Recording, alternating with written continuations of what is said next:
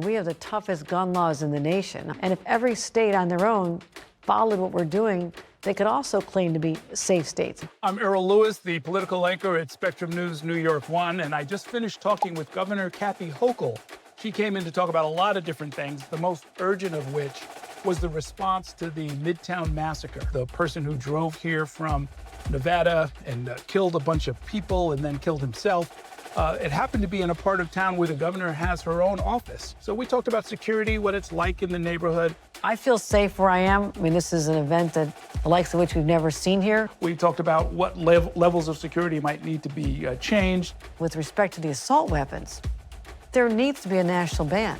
And of course, to kind of reassure the public that this is the sort of one-off that you can't necessarily predict. The last mass shooting in New York City was 25 years ago, so I don't want people to think this is a regular occurrence. While she was here, we had a chance to talk about a number of other issues. One of the more pressing ones is the question of federal aid that's being cut back to New York. New York gets over $90 billion worth of aid every year, and some of it is being cut back as a result of the passage of the recent big tax bill down in Washington.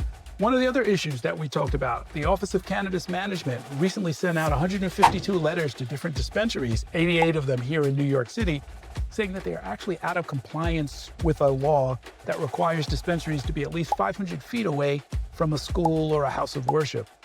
The governor made some news by saying that she intends to make all of these places whole, that they won't be penalized. Because after all, it was the government that improperly measured the distance and told them that they were okay to open, and is now telling them, well, you're out of compliance. I don't want them hurt. They're part of our community already. They're working hard. They waited a long time for this, and basically, I don't want them screwed.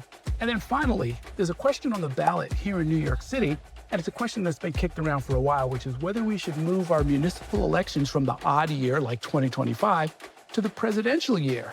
And it turns out the governor is all in favor of that. And I do believe that if all the elections were shifted to the presidential year, there would be a lot of interest. It is the view of Governor Hochul that sort of the more the merrier, that the more people who are voting, it's just better for democracy all the way around. Let's just simplify it and have one big election.